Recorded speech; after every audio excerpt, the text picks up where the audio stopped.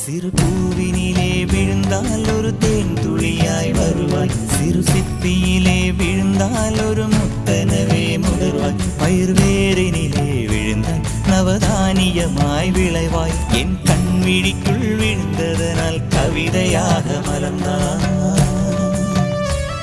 அந்த இயற்கை என்னை படைத்தால் ஒரு பெரிய ஷவர் இது, அட இந்த வயது கழிந்தால் பிறகெங்கு நனைவது, இவள் கண்ணி என்பது இந்த மழை கண்டறிந்து சொல்லியது. சக்கரவாகமோ மழையை அருந்துமா, நான் சக்கரவாக பறவையாவேன்.